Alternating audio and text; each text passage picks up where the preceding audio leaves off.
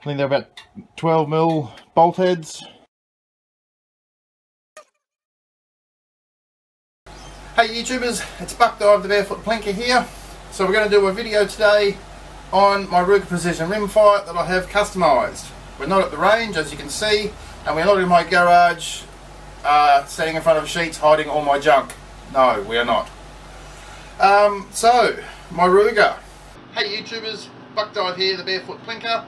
We're doing a video today on all the customisations I've done on my Ruger Precision Rimfire. Also to do a shout out to Young and Tactical YouTube channel in America. There should be a link down below. And also to show you some of the targets I use. I'll go through those in a little bit. But now the rifle. We are unloaded, obviously, so there's nothing in there.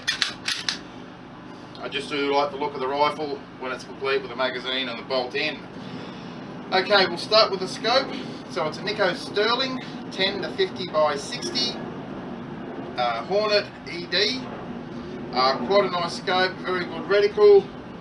We do have the HMDT reticle, so it does have some good holdover marks and some good windage marks as well. It's illuminated. We also have the parallax here from 10 meters out to infinity. That works quite well. Nice solid turrets here. I believe it's a 1/4 MOA per click, so it's not too bad. With a good setup I can still be zoomed in full magnification at 300 meters, so not a bad scope at all. Okay, the scope mount I've got is only a very cheap one, an AR style cantilever scope mount. I do like that style and I will get a better one. Vortex put out one, and so does Leopold, so I'll have a look for those in the future. Okay, up the front we do have the UTG 360 Recon bipod. Nice and stable. It is designed to have cant and move around. I'm not a big fan of the cant, so I have tied it right up so it is quite solid. Moving the legs so you can have them adjusted out the front. The legs aren't spring loaded, so they don't just spring out, which is again, I would have preferred a spring mounted one. I did look at the Magpul bipod. I did have a feel of it in the shop, and before I realised about loading your bipod, I thought, oh, this is all really sloppy, so I went for the UTG. It also doesn't have as much height as I would have liked, and when you put the action shot on the back, it's hard to get those further 300 meter shots. I have made myself my own F-style rest at the front, which does give me a lot more height, and I'm going through just some R&D with that at the moment, so I'll do some videos on that in the future. Okay, so we do have the MDT vertical grip. It does a little bit of movement backwards and forwards. Got the 3 Allen screws there to adjust it. It's quite nice. Still trying to get used to whether I've got the thumb around or not, but a very nice grip nonetheless. Gives you a very good finger grip as well. Okay, what else we've got here? We do have the AccuShot monopod. Quite nice, fully adjustable, button press down, extends right down, wind this down, locks into place. So also very nice, also looks very good, but quite stable. Tiny little bit of wobble side to side, but again that's something you sacrifice for the ability just to set up anywhere and shoot. Very good, nice. I do have a friend that has 3D printed me one. The thread did break, so I might see if I can change that for a metal thread. That also might be nice and light, save on a bit of weight. Okay, what else have we got? The barrel. So I got myself a 22-inch IBI Olympic match grade barrel. 22 inches, so an extra 4 inches on the standard barrel. 25mm diameter, so an extra couple of mil on the diameter. Nice and stiff, still fully floated. Very nice. Okay, what else do I have? I do have a few. I have a cant level here. I'm not quite sure if that's accurate. I've got to do a little bit more research. And as you can see, the homemade paint job as well.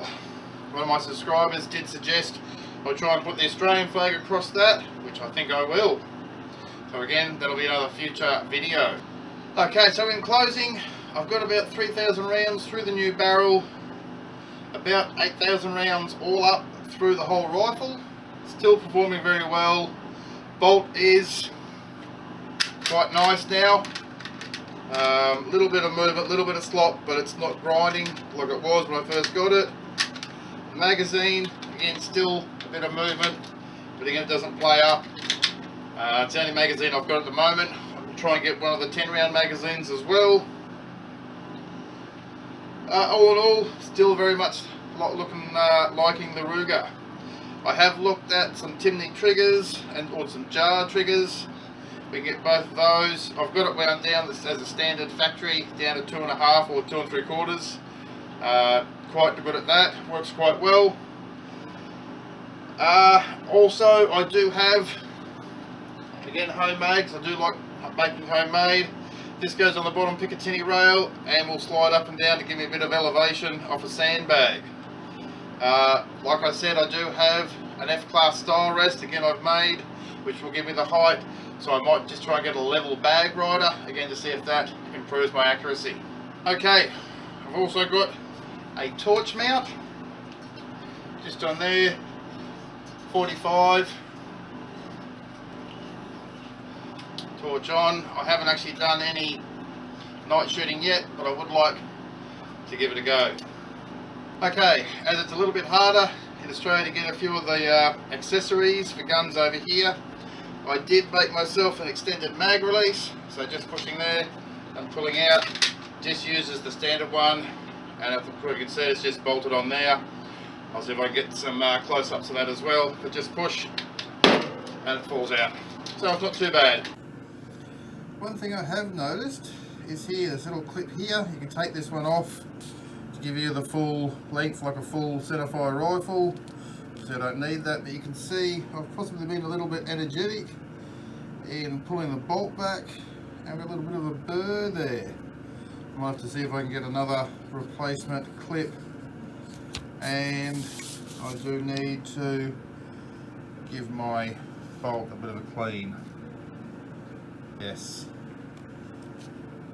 give it a clean Buckdive. Okay, so our first target is the Know Your Limits target. I got this off a friend from a Facebook page, Southeast Queensland Shooters. Go over and have a look. So I've got this one, starting off, and you're supposed to put a bullet in each hole. We have, start off 48mm, 35, 28, 12 and 5, and you work your way through. I haven't quite got to putting one in there all in a row, but it's a lot of fun. We then come to the Buckdive targeting system. Very nice. So here we have sort of a 35mm circle, 11 and down to a 5, and some of these ones down the bottom also 5, just trying to get that bullet exactly where you want to put it. So I put these out on A4. I'll put some of these in the description below and some photos as well. You're all more than welcome. Print them out, have a shot, let me know what you think. And I have some here for my 100m, 200m and 300m targets. So 100m, I'll put this out again in A4. We have 69mm circle down to a 22 and a 12mm circle. For 200m and 300m, I do print these out in A3, so they will be a little bit bigger. But there'll be photos of all of these, all in the description below. Okay, unfortunately no shooting in the video today, but like I said, still very much looking and loving the Ruger Precision Rimfire. Looking forward to keep on stretching it out to 200 and 300m and maybe even a little bit further. See how we go. Okay, YouTubers, see you next time.